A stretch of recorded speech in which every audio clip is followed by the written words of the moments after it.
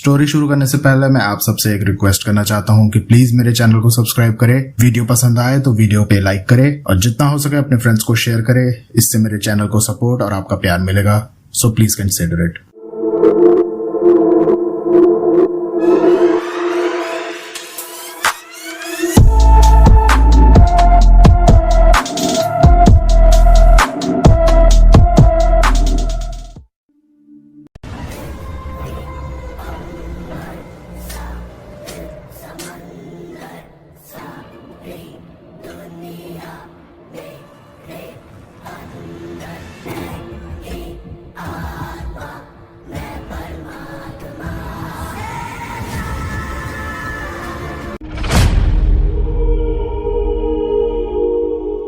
Hello everyone, हम again welcome to the world of stories. आ गया हूं फिर से मैं आप लोगों के सामने एक और नया रियल सुपरनैचुरल एक्सपीरियंस लेकर। जब आपने कभी बोर्ड का एग्जाम दिया था तो उससे 2-3 महीने पहले अगर आपने साल भर पढ़ाई नहीं की है तो आपकी हालत कैसी हो जाती थी, है ना। पास होने के लिए हम बहुत सारे जुगाड़ लगाते हैं, बहुत सारे तरीके लगाते हैं और इन्हीं में से एक तरीका होता है अपने स्कूल के सबसे बढ़िया टीचर से या फिर स्कूल के आसपास के फेमस टीचर से ट्यूशन पढ़ना, ताकि वो 2-3 महीने हमारे से तैयारी करवा दे कि हम बस पास हो जाएं। अब जो टीचर्स होते हैं उनके पास अगर स्लॉट्स नहीं है तो आपको बड़ी ऑड टाइम पर ट्यूशन जाना होता है। जैसे हम लोग सुबह 4 बजे के आसपास ट्यूशन जाया करते थे जब हम पढ़ा करते थे, ऐसे ही कुछ लोग रात को ट्यूशन जाते हैं, रात को 8 बजे 9 बजे।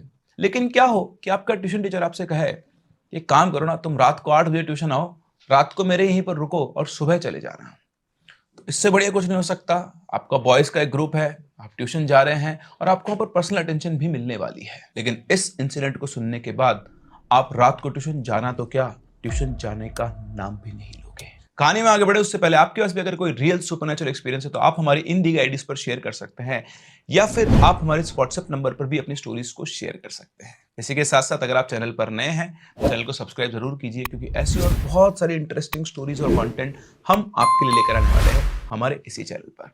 तो चलिए बढ़ते हैं कहानी में आगे। हमारी आज की कहानी हमारे साथ शेयर की है निशांत ने, जो कि भरतपुर डिस्ट्रिक्ट के कामा गांव को बिलोंग करते हैं। बात तब की है जब ये 10th क्लास में थे और इनके बोर्ड के एग्जाम आने वाले थे। उसमें सिर्फ 3 ही महीने बचे थे।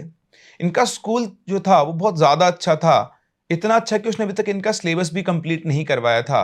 और अपने 10th बोर्ड के एग्जाम को लेकर ये लोग दहशत में थे कि हम पास भी हो पाएंगे या नहीं। उसमें निशांत अकेला नहीं था, इसके 4 दोस्त और थे और पास होने के लिए इनको जरूरत थी एक ट्यूशन टीचर की।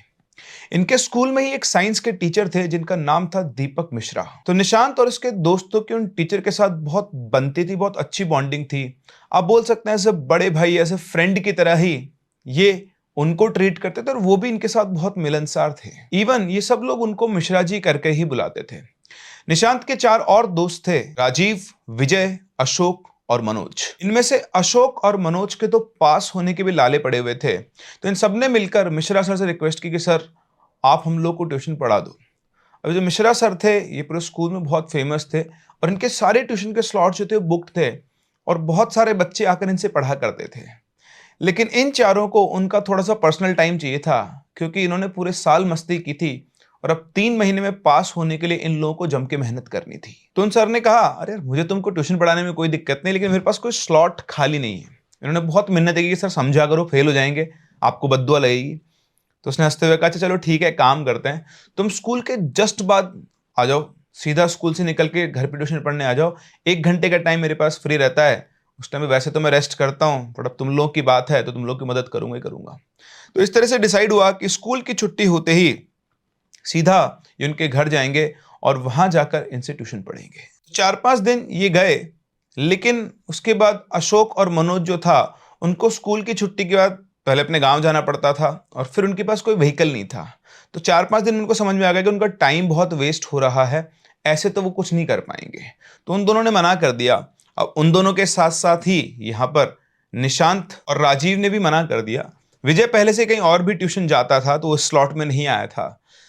तो इस तरह जब मना किया तो अब इनको लगा यार मना तो कर देंगे लेकिन पास कैसे होंगे। तो उन्होंने फिर से सर से रिक्वेस्ट की कि सर ये वाला टाइम क्या थोड़ा सेट नहीं हो रहा है, आप कोई और टाइम दे दो ना, आप चाहो तो हमको रात में बुला लो। मजाक मजाक में उन्होंने उसे बात कह दी। फिर सर ने इसका कहा, क्या यार तुम लोग भी कैसी बात करते हो, और फिर उन्होंने मना कर दिया कि अब तो फिर मेरे पास कोई और स्लॉट नहीं है। अच्छा, जो मिश्रा जी थे ये एक रेंटेड घर में रहते थे, पूरा का पूरा घर था इनका, और ये अकेले ही रहते थे, सिंगल थे। तो इन लड़कों ने वापस से कहा, सर देख लो कोई और टाइम हो तो बता दो। तो थोड़ी देर सोचने के बाद उन्होंने उनसे कहा कि देखो, मेरे भी एग्जाम आने वाले हैं, मैं भी आरओ एआरओ की तैयारी कर रहा हूँ। तो आरओ होता है रिव्यू ऑफिसर। तो उन्होंने कहा मैं भी आरओ की तैयारी कर रहा हूँ, रात को लेट तक जाके पढ़ता हूँ। अगर तुम रात को आ जाओ तो हम लोग सब मिलके, मैं भी पढ़ता रहूंगा, तुम भी पढ़ते रहना, तुम्हें कोई दिक्कत आएगी तो मैं बता दूंगा, और इस तरह से हम रात को ज्यादा देर तक भी पढ़ सकते हैं। और अब तुम्हारा सुबह स्कूल जाने का भी ऐसा कोई हार्ड शेड्यूल है नहीं, क्योंकि सुबह की क्लासेस ऑफ हो चुकी थी, 9-10 बजे के आसपास तुमको स्कूल जाना है। तो अगर हम रात को मान लो 8-9 बजे बैठते हैं और 1-2 बजे तक भी पढ़ लेते हैं, तो भी तुम आराम से अपनी नींद पूरी करके अपने अगले दिन स्कूल वगैरह भी अटेंड कर सकते हो। तो उनकी बात सुनकर इन सबको समझ में आया कि यार ऐसा तो किया जा सकता है। कुछ सोचकर ये लोग वापस से बोले कि सर हम आ तो जाएंगे रात को, लेकिन फिर वापस हमको गांव जाना पड़ेगा, वो बड़ी दिक्कत वाला काम है। तो उन्होंने कहा कि तुमको जाना क्यों पड़ेगा भाई, मैं अकेले तो रहता हूं, तुम लोग मेरे घर पे सो जाना, जितना लेट तक हम पढ़ेंगे पढ़ लेंगे, उसके बाद सो जाएंगे, सुबह उठ के तुम लोग वापस से अपने घर पे आ जाना। तो प्लान सब लोगों को समझ में आ गया, और इस तरह से उन्होंने डन कर दिया कि अब से वो रात को जाएंगे ट्यूशन पढ़ने। थोड़े एक्साइटेड भी थे, थोड़ा डिफरेंट टाइम था, सारे के सारे दोस्त एक जगह पढ़ने वाले थे अपने सर के साथ, एक्साइटमेंट भी इन लोगों के अंदर बहुत था। तो सर के साथ इन्होंने डन किया। तो यहां पर निशांत, राजीव और अशोक ने फाइनल कर दिया था। मनोज ने मना कर दिया कि घर वाले रात को उसे नहीं आने देंगे, और इस तरह से इन्होंने अपनी ट्यूशन शुरू की। ट्यूशन शुरू करने के बाद इनको बहुत मजा आ रहा था, क्योंकि रात भर एज अ ग्रुप स्टडी होती थी, सर भी साथ में होते थे, पढ़ते भी थे, हंसी मजाक भी होती थी, और साथ ही साथ रात को जब भूख लगती तो कुछ ना कुछ ये मैगी और छोटी छोटी चीजें बना के खा लिया करते थे। तो बढ़िया इनके 5-7 दिन गुजरे, और बहुत ही मजा आ रहा था इनको रात को ट्यूशन पढ़ने में। अभी 7-8 दिन गुजरे ही थे कि यहाँ पर एंट्री हुई एक और किरदार की, जिसका नाम था मोनू। मोनू इनके स्कूल में नहीं पढ़ता था, लेकिन कई बार पहले भी ये मिश्रा जी के घर आए हुए थे उनसे मिलने के लिए। जैसे मैंने आपको बताया, इनकी बॉन्डिंग बहुत अच्छी थी मिश्रा जी के साथ, तो वहां पर ये लोग मोनू से कई बार मिले थे। तो मोनू भी अब इनके साथ पढ़ने लग गया था। तो 15 दिन तक निशांत, राजीव और अशोक रेगुलर रहे, लेकिन 15 दिन के बाद राजीव ने मना कर दिया। उसने कहा कि सर मेरा ना रात को सिस्टम नहीं बैठ रहा, मैं सुबह भीड़ के साथ ही पढ़ लूंगा। तो सुबह भी उनके बैचेस होते थे, इनमें बच्चे बहुत ज्यादा होते थे, इसलिए इन लोगों ने पर्सनल टाइम के लिए वो सर से रात का टाइम लिया था। बट फिर राजीव ने मना कर दिया। राजीव के मना करने के बाद निशांत और अशोक आते रहे, और उनके अंदर धीरे धीरे इंप्रूवमेंट हो रहा था। तो मनोज जब उन दोनों से मिला तो उन्होंने कहा कि भाई बहुत बढ़िया चल रहा है, तू मिस कर रहा है। तो मनोज ने अपने घर वालों से बात की, और फिर मनोज ने भी ज्वाइन कर लिया। तो सब कुछ बढ़िया चल रहा था। लेकिन एक अजीब चीज इन लोगों ने ऑब्जर्व की। ये लोग जब रात को उन सर के घर पर ट्यूशन पढ़ने आया करते थे, तो लोग इनको बड़ी अजीब सी नजरों से देखते थे। ये लोग भी उनको देखकर इग्नोर करते थे, कि सोचते होंगे कि साले पागल हैं, रात के टाइम पर ट्यूशन पढ़ने आ रहे हैं। तो रात करीबन 8 बजे इन सर के घर पर आया करते थे। बात है जनवरी 2023 की। तो जब से मोनू आना शुरू हुआ, उसके कुछ दिनों बाद अशोक ने भी आना छोड़ दिया, और कुछ दिन तक सिर्फ मोनू और निशांत ही ट्यूशन जाया करते थे रात के टाइम पर। फिर उसके 5-6 दिन के बाद इन लोगों को मनोज और विजय ने भी ज्वाइन कर लिया। और ये और भी अच्छा था, क्योंकि मनोज और विजय दोनों ही कामा से बिलोंग करते थे, जहां से निशांत भी बिलोंग करता था। और इसी के साथ साथ मनोज जो था उसके पास एक बाइक भी थी, और वो रात को 11 बजे के आसपास अपने घर चला जाया करता था। तो ये लोग चाहते तो ये लोग भी वापस रात को घर जा सकते थे, लेकिन इन लोगों को वहीं पर रहकर पढ़ने में मजा आता था, इसलिए इन लोगों ने घर जाने का ऑप्शन छोड़ दिया था। तो एक दिन ऐसे ही बैठे बैठे पढ़ रहे थे, सर भी बैठे थे, मोनू भी था, निशांत था, मनोज था, विजय था। तो मोनू निशांत की तरफ देखता और बोलता है, तेरे को पता है अपन लोग जब रात को यहाँ पर आते हैं तो सब लोग अपने को क्यों घूरते हैं? तो निशांत बोला, हाँ यार, देखा तो मैंने भी कई बार, लोग बड़ी अजीब सी नजरों से लोग हमको देखते हैं, क्यों देखते हैं? तो मोनू घबराते हुए बोलता है, क्योंकि हम जिस घर के अंदर पढ़ रहे हैं उस घर के अंदर भूत है। शांत चौंक जाता है, तो क्या बकवास कर रहा है? तो मैं सही बोल रहा हूँ, इस घर के अंदर जो पहले लोग रहते थे, 5 लोगों की लाशें इसी घर की दीवारों के अंदर चुनी हुई है। और सिर्फ इतना ही नहीं, वो जो सामने वाला घर है वो भी भूतिया है। कहते हैं कि उस घर के अंदर एक बच्चे ने फांसी लगा ली थी, और उसकी आत्मा अभी भी उसी घर के अंदर घूमती है। इतना सुनते नहीं समझता, साले पागल है क्या, क्यों डरा रहा है? तो उसकी बात सुनकर वो सर बोलते हैं, भाई हाँ, क्या मजाक चल रहा है, क्यों डरा रहा है इसको? अरे यहाँ कोई भूत वूत नहीं है, तो वो दिखता नहीं है, मैं इतने दिनों से इस घर में रह रहा हूँ, अगर कुछ होता तो मुझे भी तो कुछ होता, मैं तो बिल्कुल सेफली रह रहा हूँ, और वो सामने वाले घर में भी कुछ नहीं है। ये लोगों की बकवास बातें हैं, और इन बातों के लोग यहाँ पर उड़ाते रहते हैं। लेकिन वो कहते हैं ना कि जब तक इन चीज़ों के बारे में बात ना करो तो अच्छा है। अगर आप इन चीज़ों के बारे में बात कर लेते हो और वो वहाँ पर रहती हैं, तो ये आपको अपनी प्रेज़ेंस दिखाना शुरू कर देती है। अब मोनू की बात सच थी, झूठ थी या कुछ और था, ये अभी तक तो किसी को भी नहीं पता था। अगले दिन एक बड़ा ही अटपटा सीन इन लोगों के साथ होता है। उस दिन ट्यूशन पर सिर्फ निशांत और विजय आए हुए थे, बाकी कोई भी नहीं आया था क्योंकि सर की तबीयत खराब थी और सर ने सब लोगों को मना कर दिया था कि आज मत आना, मेरी तबीयत ठीक नहीं है। यहाँ पर निशांत और विजय सर से बहुत ज़्यादा कनेक्टेड थे, यही सबसे ज़्यादा ओवर फ्रेंडली थे उन सर के साथ। ये मान लो कि अपनी इतनी सी जिंदगी के सारे राज उन लोगों ने सर को बता रखे थे। तो जैसे इन लोगों को पता लगा कि सर की तबीयत ठीक नहीं है, इन लोगों ने सर को मना कर दिया कि नहीं सर, हम तो आएंगे, आपकी तबीयत ठीक नहीं है, आपको केयर की जरूरत है। तो ये दोनों के दोनों दोस्त अपने सर के यहाँ पर पहुंचे, उनका ध्यान रखा, उनको खाना वाना खिलाया और 11 बजे सर को सोने के लिए बोल दिया, दवाई दे करके, सर आप सो जाओ, सुबह तक आपकी तबीयत ठीक हो जाएगी। इसके बाद ये दोनों अकेले बैठे बैठे पढ़ रहे थे कि तभी विजय बोलता है कि यार एक काम करते हैं, बाकी लोग तो कोई आए नहीं है, मैगी पड़ी हुई है, चल अपन मैगी बना के खाते हैं। तो निशांत भी तैयार हो गया, उसने बोला चल ठीक है भाई, तो एक काम कर, तू मैगी बना, मैं आता हूँ। तो अब मैं आपको थोड़ा इनके घर का स्ट्रक्चर समझाता हूँ। इस अंदर एक रूम में पढ़ते थे। इनके सर का जो घर था वो पुराने टाइप का बना हुआ था। तो उसमें क्या था, एक तरफ रूम्स थे, 2 फ्लोर बनी हुई थी, बीच में एक खाली चौक था ओपन, और फिर उसको क्रॉस करके रसोई थी। तो विजय जो था वो रसोई में जाकर मैगी बनाने की तैयारी कर रहा था और निशांत अंदर अपना कुछ काम कर रहा था। तभी थोड़ी देर में चिल्लाते हुए विजय भागता हुआ अंदर आता है और आकर वो निशांत से बोलता है, भाई मैंने वो फर्स्ट फ्लोर के ऊपर सफेद कपड़ों के अंदर 2 लाल आंखें चमकती हुई देखी है। तो उसकी बात सुनकर निशांत बोलता है, भाई गधे, पागल है, तेरे मन का वहम होगा, इल्यूजन होगा तेरे को, कल मोनू ने जो बातें बताई वो तेरे दिमाग में घूम रही है, ऐसा कुछ भी नहीं है, चल मैं तेरे साथ बाहर चलता हूँ और यहाँ चिल्ला मत, सर को नींद आ रही है, अगर वो उठ गए तो वैसे उनकी तबीयत खराब, चल जल्दी चल बाहर चल, मुझे दिखा कहाँ पर है। तो वो निशांत उसके साथ निकल के बाहर आता है, वो ऊपर देखता है तो ऊपर कुछ भी नहीं था। तो उससे कहता है, मैं तेरे से कह रहा हूँ ना, तू दिमाग में अपनी चीजें बना रहा है, क्योंकि कल मोनू ने जो बात कही वो तेरी खोपड़ी के अंदर घुस गई है। इतना कहने के बाद ये दोनों वापस से मैगी बनाते हैं। मैगी बनाकर उस कमरे में लेकर आते हैं और कमरे में बैठ के मैगी खाने वाले थे कि तभी इनकी नजर कमरे की गेट पर पड़ती है। तो वहां कमरे के गेट पर एक बिल्ली बैठी हुई थी जो इन दोनों को घूर रही थी। उसको देखते एक बार तो घबरा जाते हैं, लेकिन फिर देखते हैं ध्यान से तो कोई काली बिल्ली नहीं थी, वो एक नॉर्मल बिल्ली थी। उन्होंने उस बिल्ली को हुस हुस ऐसे करके भगाया और इसके बाद वो बिल्ली वहां से उठकर चली गई। लेकिन थोड़ी देर के बाद वो बिल्ली वापस वहीं पर आकर बैठ जाती है और इन दोनों को देख लगती है। इस बार विजय और निशांत दोनों को गुस्सा आता है, क्योंकि पहले ही डरे हुए थे और ये बिल्ली इनको आकर और डरा रही थी।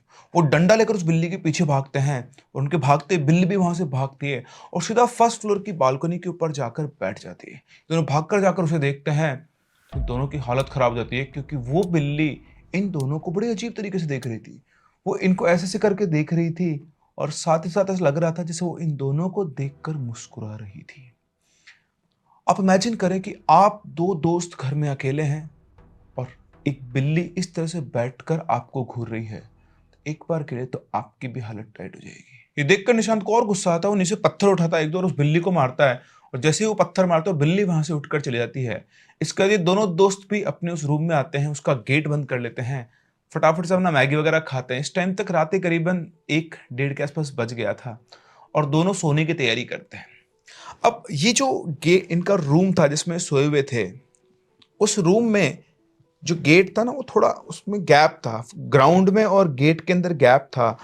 और जैसे ही सोए तो निशांत सोया, विजय सोया। अब विजय जो सोया तो उसका जो मुंह था वो उस गेट की तरफ था, और जैसे वो लेटा, लेटते हुए बहुत तेज चिल्ला के उठा। तो बोला, क्या हो गया, पागल है? निशांत उससे पूछता है तो बोलता, भाई भाई उस गेट के नीचे से ना एक लड़की झांक रही थी, एक औरत झांक रही थी जिसका चेहरा पूरा काला था और आंखें उसकी लाल थी। निशांत गुस्से से बोलता है, तू पागल हो गया साले, तेरा दिमाग कितना चल रहा है, सो चुपचाप, कुछ भी नहीं, देख कहाँ है। निशांत झुककर देखता है तो वहां पर कोई भी नहीं था। बोलता, तेरे को नींद आ रही है और तेरे दिमाग में ना कल की बातें घूम रही है, तो चुपचाप से इस तरफ सो जा। तो विजय इस तरफ सोया, निशांत गेट की तरफ सोया, और इसके बाद दोनों के दोनों नींद में चले गए। उसके बाद किसी को कुछ दिखाई नहीं दिया, कुछ भी फील नहीं हुआ। सुबह जब उठे तो इन्होंने अपने सर से बोला, सर रात को हमारे साथ ऐसा हुआ था। तो उन्होंने, बस साले डरपोक हो तुम, ऐसा कुछ भी नहीं है, और ये कहकर उन्होंने उनकी बात को टाल दिया। फिर अगली शाम वापस से इस बार सभी लोग आए। मोनू आया, निशांत आया, विजय आया और मनोज भी आया। लेकिन यहाँ पर फिर से वही 11 बजते ही मनोज अपने घर के लिए निकल जाता था, क्योंकि उसको अपने घर से स्ट्रिक्ट ऑर्डर्स थे कि 11 बजे बाद घर से बाहर नहीं रहेगा। सर की तबीयत अभी भी ठीक नहीं हुई थी, तो गोली लेकर सर वापस से रात को सो गए थे और ये बाकी के तीनों दोस्त घर में ही बैठे हुए थे कि तभी अचानक से आज की रात इन तीनों को एक साथ वो औरत दिखाई देती है।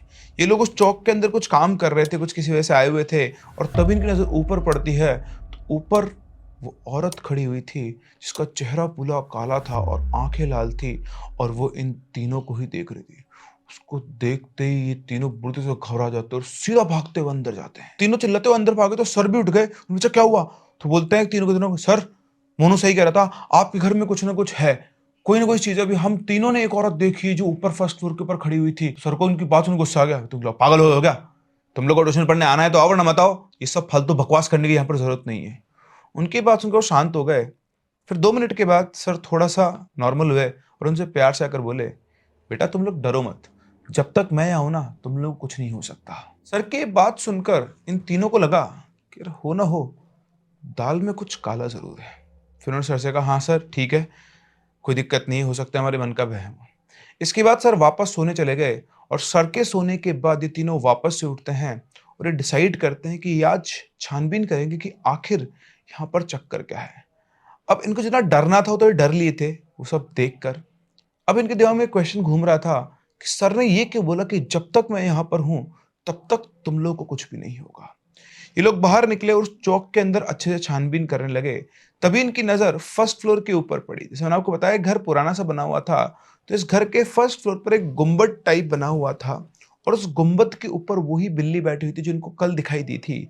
और वो बिल्ली इनकी तरफ पीठ करके बैठी थी, और वो उसी सामने वाले घर की तरफ देख रही थी जिसके बारे में मोनू ने बताया था कि वहां पर एक लड़के ने फंदा लगा लिया था। उसको देखते ही विजय के मुंह से फिर से चीख निकल गई। उसका मुंह उन्होंने बंद कर बोला, परवाह क्या?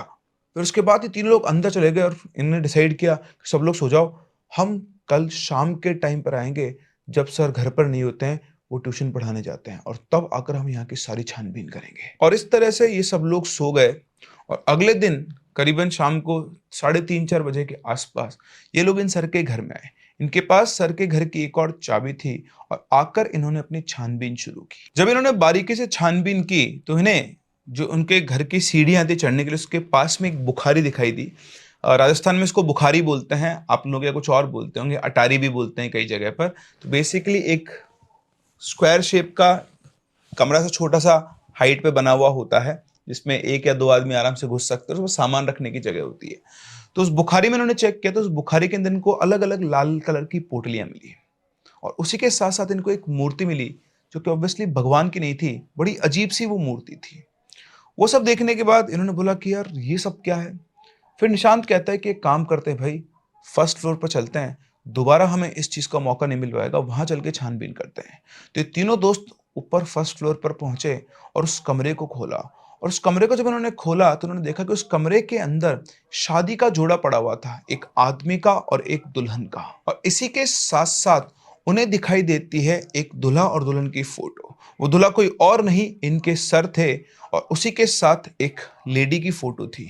उस लेडी का हुलिया देखकर दोनों समझ गए थे कि हो ना हो जो लेडी कल रात को इन्हें दिखाई दी थी ये वही है, और शायद यही उन सर की पत्नी भी है। ये सब देखकर ये तीनों चुपचाप वापस से घर से बाहर निकल गए। जो चीजें जहां थी उन्होंने वैसी की वैसी रखने दी, किसी भी चीज को छेड़ा नहीं।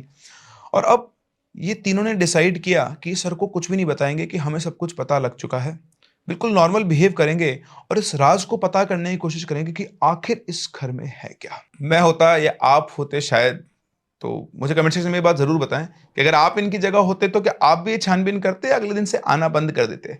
मैं तो शायद अगले दिन से आना बंद कर देता। आप क्या करते मुझे कमेंट सेक्शन में जरूर बताएं। तो इन्होंने डिसाइड किया कि कुछ पता नहीं चलना चाहिए, और ये अगले दिन से नॉर्मल तरीके से आने लगे। अगली रात को भी आए। आज क्योंकि इनको सब कुछ पता था इसलिए इनको सर से थोड़ा बहुत डर लग रहा था, लेकिन फिर थोड़ी देर में रिलैक्स हो गए, और इस दिन उन्होंने ज्यादा पढ़ाई नहीं की और ये सब लोग मजे कर रहे थे। मजे करते करते निशांत उठता है, वो पानी पीने बाहर जाता है। वो पानी पी रहा होता है मटके से कि तभी उसके वो जो सामने वाला घर था जिसके बारे में मोनू ने बताया था, उस घर में से उसको टेबल से रखने की साफ साफ आवाज सुनाई देती है।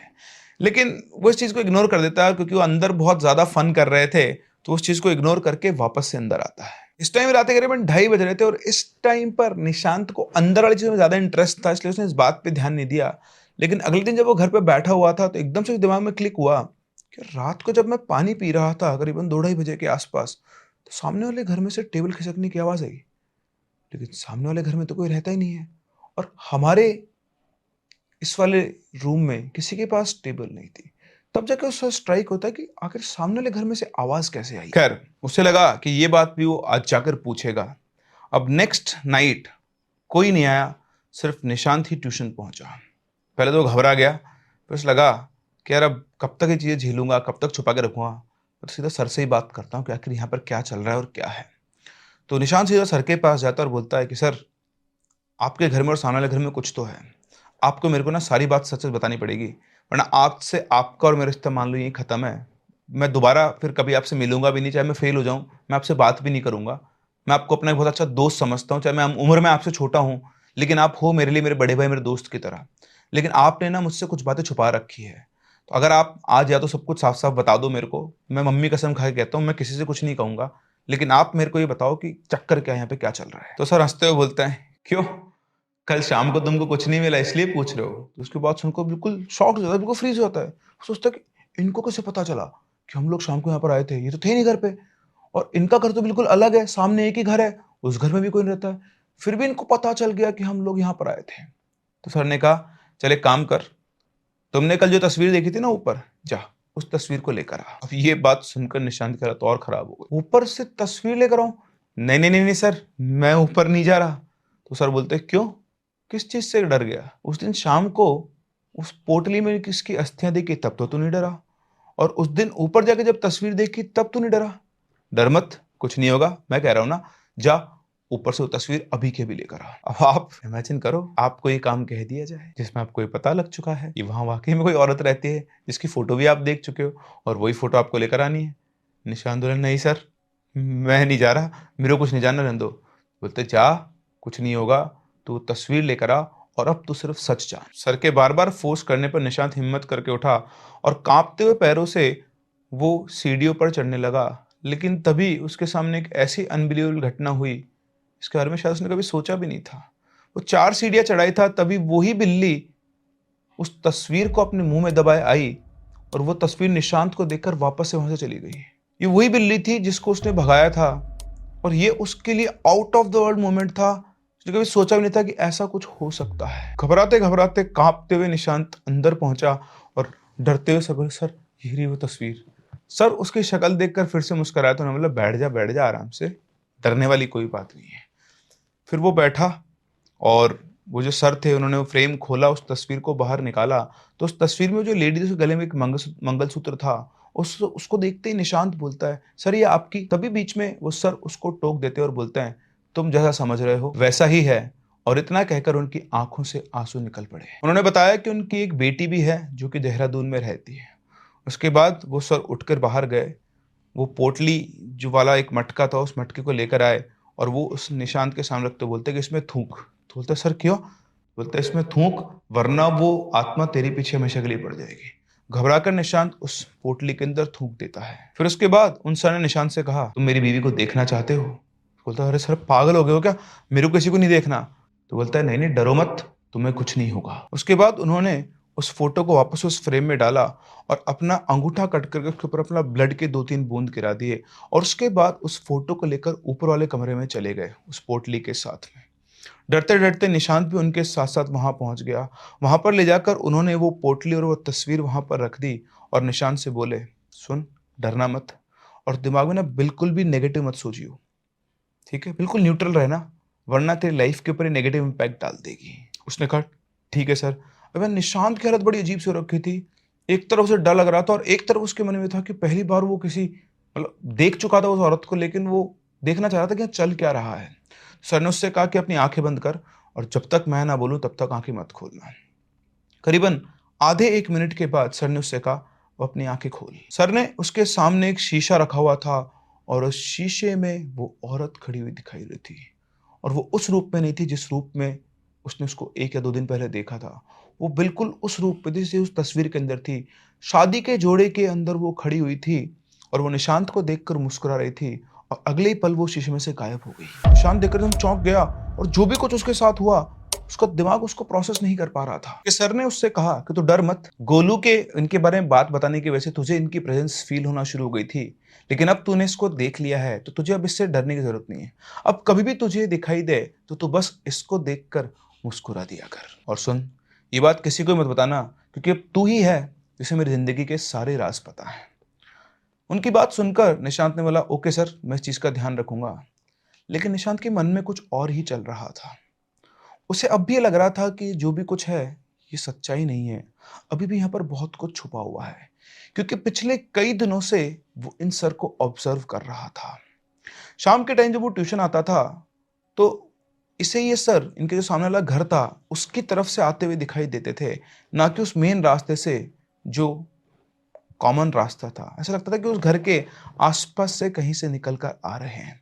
और इतना ही नहीं, वो स्कूल में भी बहुत कम दिखाई देने लगे थे। जब से लोग ट्यूशन आ रहे थे इनका सर से स्कूल में मिलना नहीं होता था। ये रात वो पूरी वहां गुजारता है, चीजें सोचता रहता है। अगली सुबह वो अपने घर पहुंचता है और घर पहुंचकर सीधा ही अपनी नानी से फोन पे बात करता है। इनकी नानी जो थी उनके अंदर देवता आते थे और वो अपनी नानी को सारी बात बताता है कि कैसे कैसे क्या क्या हुआ, कैसे उसके दोस्त वहां पर जाते हैं। उसकी नानी करीबन 5-7 मिनट तक बिल्कुल शांत रहती है और उसके बाद निशांत को वो जो बातें बताती है उससे निशांत के पैरों तले जमीन खिसक जाती है। उसकी नानी उससे कहती है, निशांत, तुझे उस औरत को नहीं देखना चाहिए था। तुझे पता है तेरे दोस्त कहाँ पर है? तेरे दोस्त यमराज के पास है। वो गोलू, वो तो जाने कब का मर चुका है, और तेरा दोस्त विजय, उसकी भी मौत हो चुकी है। जाके पता कर उसके घर पे। और तूने वो जो पोटली देखी थी, जो पता है उस पोटली में क्या है? उस पोटली में बलि के बकरों की आंखें हैं। जितने भी लोगों को ये अपने जाल में फंसा लेती है, उन सब की आंखें उस पोटली के अंदर है। और अगर आज रात को तू चला जाता तो आज अमावस की रात है, आज तेरी भी बलि चढ़ती और फिर तेरा भी वही हाल होता जो उस लड़के गोलू और तेरे दोस्त का हुआ। निशांत घबराता नानी से बोलता है कि नानी, ये सब क्यों सर ने किया है? तो बोलती, सर ने? तेरा मास्टर तो कब का बलि का बकरा बन चुका है। उस घर के सामने वाले घर में जिसने फांसी लगाकर जान दी थी वो कोई और नहीं, तेरा मास्टर है। ये बात सुनकर निशांत बुरी तरह से घबरा गया। उसने फोन कट किया और वो वहीं के वहीं बेहोश हो गया। बेहोश होने के बाद उसके सपने में उसके वो सर आते हैं और आकर उससे बोलते हैं, बेटा मुझे माफ कर दे, मैं उसके वश में हूं, लेकिन तू अब उस घर में दोबारा कभी मत आना। इतना कहकर वो वहां से गायब हो जाते हैं। वो वापस से उठता है, उसको होश आता है तो उसके अगल बगल में उसके घर वाले थे। उन्होंने पूछा, बेटा क्या हुआ तेरे को, तो एकदम से ऐसे कैसे? तो उसने बोला कि कुछ नहीं, बस ऐसे ही थोड़ा रात को सोया नहीं था तो शायद थकान की वजह से मैं बेहोश हो गया। फिर उसके बाद उसने अपनी नानी को दोबारा फोन मिलाया और उनसे पूछा कि नानी अब मैं क्या करूं? तो उन्होंने बोला, तू चिंता मत कर, तो दोबारा कभी उस घर की तरफ मत जाना, बाकी सब मैं देख लूंगी, अभी तुझे डरने की कोई जरूरत नहीं है, तू बेटा अपनी परीक्षा की तैयारी कर। पिछले कुछ दिनों में जो भी निशांत के साथ हुआ, अब वो बैठकर उसी के बारे में सोच रहा था कि आखिर ऐसा कैसे हो सकता है। गोलू जो उनको वहीं पर मिला करता था वो रियल नहीं था, वो सिर्फ एक छलावा था। उसके सर वो भी एक छलावा थे। उसने पता किया तो उन लोगों को पता लगा कि विजय तो एकदम से कहीं गायब हो चुका है। उन्होंने विजय को बहुत ढूंढा, उसकी एफआईआर वगैरह भी करवा रखी है, लेकिन विजय उन लोगों को कहीं नहीं मिला। ये बात जानकर निशांत को बहुत दुख हुआ। उसने अपनी नानी को फोन किया और बोला कि नानी घर पे किसी को मत बताना, और बोला मैं क्या करूं? तो नानी बोलते, बेटा तू चिंता मत कर, मैं हूं ना, तुझे थोड़ा ना कुछ होने दूंगी, तू अपनी परीक्षा के ऊपर ध्यान दे और ये सब बातें भूल जा, ठीक है? और दोबारा कभी उस घर की तरफ मत जाना। इसके बाद निशांत को थोड़ा हल्का महसूस हुआ। फिर उसने अपने दोस्त के घर में पता किया तो उसे पता लगा कि 2 दिन पहले उसके दोस्त की एक्सीडेंट में मौत हो चुकी है।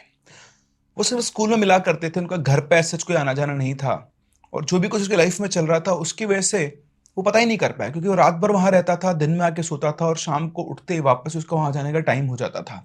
उसे तो लग रहा था कि वो बस ट्यूशन पढ़ रहा है, लेकिन जो कुछ उसके साथ चल रहा था वो किसी को एक्सप्लेन भी नहीं कर सकता था। इतने दिनों से वो एक इल्यूजन में, एक छलावे में जी रहा था। वो मोनू जो वहां पर आया करता था वो एक छलावा था। वो सर जिनसे वो ट्यूशन पढ़ा करता था वो भी एक छलावा था। उनकी तबीयत खराब हुई, उनको दवाई दी, सब कुछ उसके सामने एक इल्यूजन की तरह चल रहा था।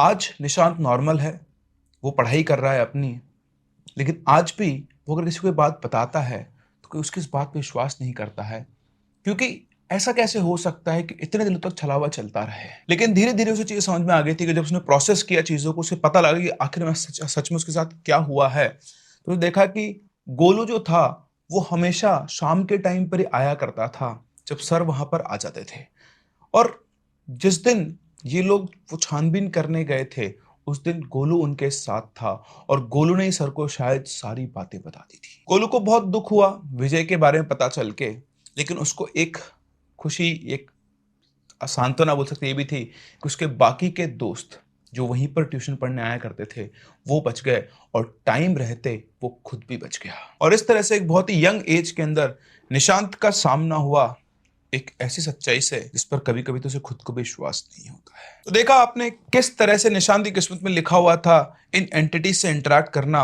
और समय रहते अगर वो नहीं जागता या कोई ऐसा फोर्स था जो उसको प्रेरित कर रहा था, कोई ऐसी चीज थी जिसको प्रेरित कर रही थी, और समय रहते उसे इन चीजों के बारे में पता लगा, और उस औरत को देखने के बाद भी उसकी अंतरात्मा उसके वश में नहीं आई। उसे अब भी लग रहा था कि कुछ ना कुछ गलत है, और इस वजह से वो बच पाया।